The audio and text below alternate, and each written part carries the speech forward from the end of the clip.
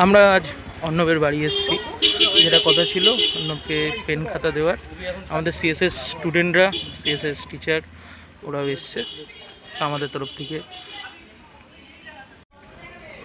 বল প্রত্যুষ। হ্যাঁ, তো আমরা টিম সিএসএস এর পক্ষ থেকে অর্ণব আশা করবো পরেরবারও আরও ভালো রেজাল্ট করবে। এবার কি হয়েছে? ফার্স্ট হয়েছে, বাহ, খুব ভালো। আশা করবো পরেরবার আরও ভালো রেজাল্ট করবে। ওর পড়াশোনা যদি আর কোনো রকমের কোনো হেল্প লাগে অবশ্যই যেন করে। আর আমরা এরকম প্রত্যেক বছরই আসবো বরং। আর ওরা আমাদের স্টুডেন্ট, বুঝলেন, ওদেরও আমরা করাই, ঠিক আছে, সিএসএসের। তো আমরা সব মিলে আমরা টিম সিএসএস এর পক্ষ থেকে আজ এসেছি অর্ণবের বাড়িতে।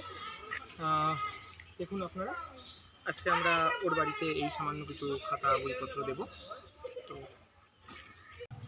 আমাদের সাথে আছে অর্ণব, ও সিদ্ধান্তে পড়ে, 7-এ উঠেছে, 6 থেকে 7 পাস করেছে।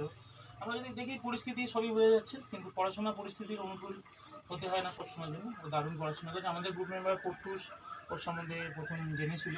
তো অর্ণব, সিএসএস এর তরফ থেকে এগুলো তুমি রাখো, আমরা আসি। হ্যাঁ, আশা করি এই বছর তোমার এইগুলো নিয়ে পড়াশোনা চলে যাবে। অন্যান্য যখন যা লাগবে আমরা আছি। হ্যাঁ, দাদাকে জানাবে, আমরা আসবো, ঠিক আছে? ভালো করে পড়াশোনা চালিয়ে যাও। হ্যাঁ, তোমরা কিছু বলো অর্ণবকে, বলো শান্তিকা।